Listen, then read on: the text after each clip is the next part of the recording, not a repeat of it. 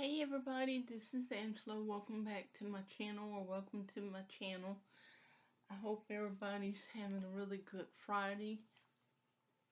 It is really cold here, and I usually don't get cold, but I am getting sick again.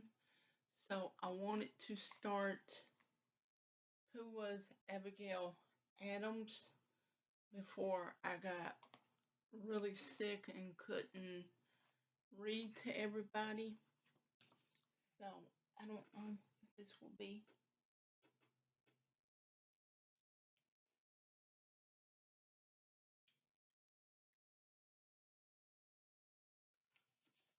Okay. I don't know how that's going to work out, but I don't feel like fooling with it. So this is from the Who Was series, and this one is called Who Was Abigail Adams. I don't know if you can see her. It's blurry. I know. I'm sorry. So let's find out who Abigail Adams was.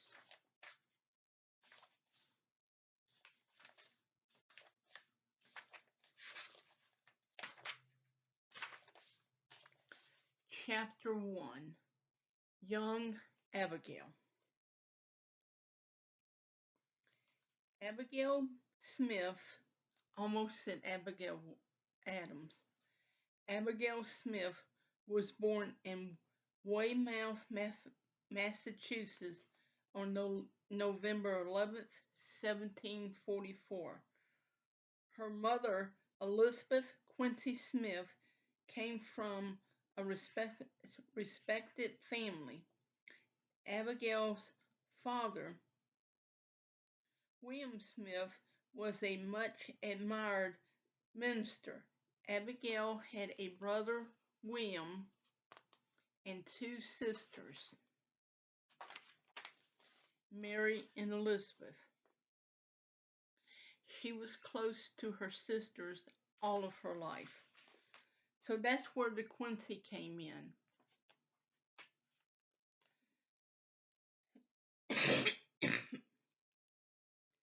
Abigail was delicate and sickly when she was little. She didn't go to school. Most girls in those days didn't, even though boys did. Abigail thought it was very unfair that her brother could go to school and she couldn't. She found out early that girls in colonial America didn't have the same rights as boys. But Abigail and her sisters were lucky. Their mother taught them reading, writing, and arithmetic, as well as how to cook and sew. Their father and grandfather both had big libraries. Abigail was a curious child, and she spent a lot of time with her nose in those books. Abigail read Shakespeare's play, history, philosophy, and law. Her mother worried that she read too much. She also worried that Abigail was too stubborn, strong-willed. Grandmother Quincy always was on Abigail's side, though she said wild coats make the best horses. Visitors often gathered in the Smiths' library to borrow books, to talk about politics. A war against the French was being fought along the frontier borders of the colonies. Also, a new king in England was making trouble for the colonists. Everyone had different ideas of what should be done. Abigail listened in. Girls weren't usually allowed to speak openly, but Abigail's father encouraged it. Abigail was shy, yet she did have opinions and sometimes spoke up. One visitor to the Smiths' home was a young lawyer, John Adams. The first time he met Abigail, she was 15, he was 24. At first, they didn't like each other that much. Abigail thought he was dumpy looking, moody, self-centered, and he talked too much. John thought Abigail didn't talk enough, but over time, as John kept visiting, he and Abigail got to know each other better. They both had lively minds. They thought alike and loved politics. Slowly, they fell in love. It was a it was a love that lasted for 57 years.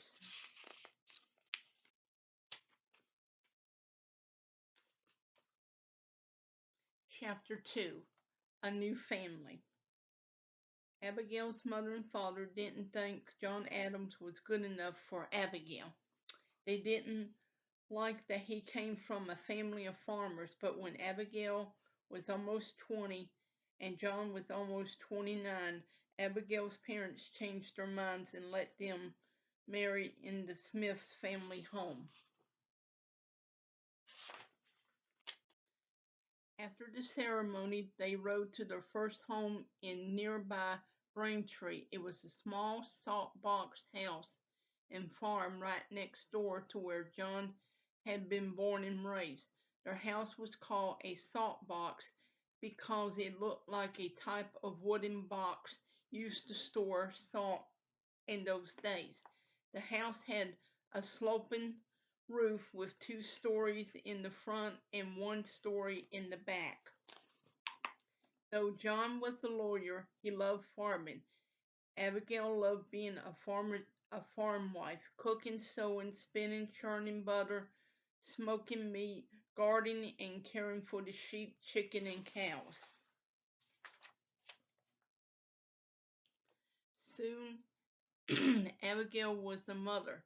Nabby, in parentheses, is Abigail, was born in 1765. 2 years later, John Quincy was born. The Adams hired help, but the days were still full for Abigail. She also managed to get up early or stay up late to write letters to friends and family. Even as a young girl, Abigail loved writing letters to people close to her.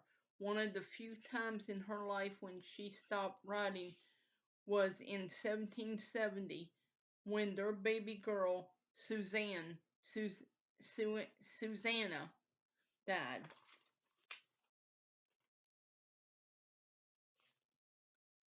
John often had to be away from home. His law practice took him all over New England. He was also speaking out against British taxes that Americans had to pay. Most of all, colonialists like John Adams were furious over the Stamp Act, which was a tax on most printed materials.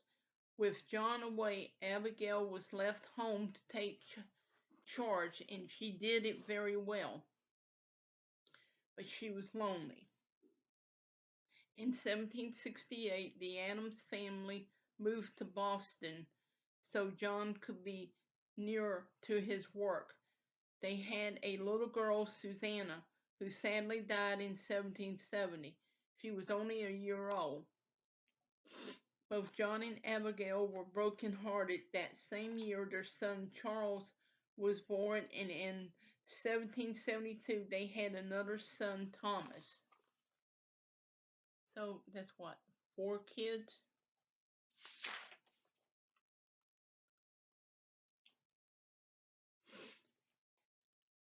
Abigail was excited to be in big, busy Boston. There were lots of shops and 4 newspapers. Her sister lived there, and so did Abigail's friend, Mercy Warren. But British soldiers were everywhere on the lookout for trouble from the colonists. Bostonians didn't like that. Sometimes Boston felt like a dangerous place. The Adamses moved back and forth from the city to Braintree several times. Tensions were building. Oh, my nose. In protest, Americans stopped buying things tax by the British. A tax on tea made Americans, sorry about that, extra man. They loved tea. Once the tax took effect, Abigail started making her own tea from berry leaves. Lots of people were doing this. It was called Liberty Tea. In 1773, a group called the Sons of Liberty protested the tea tax.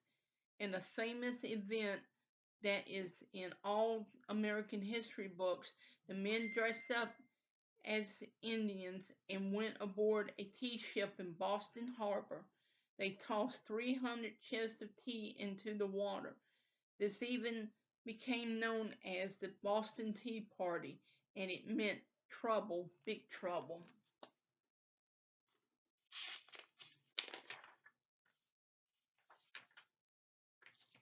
That's the end of chapter 2. So, yeah, I never knew that John and Abigail had a daughter that a little girl that, oh, excuse me, I never knew that they had a little girl that died. The only son that I ever knew that John and Abigail Adams had was John Quincy Adams, and I think he was the 7th president. So, I mean, I don't really remember reading that they had other children, which they did. So I think they had 4 or 5. So I hope everybody enjoyed that. Please hit like and subscribe to my channel. Please hit the notification bell. And I hope you all have a good night and a blessed weekend.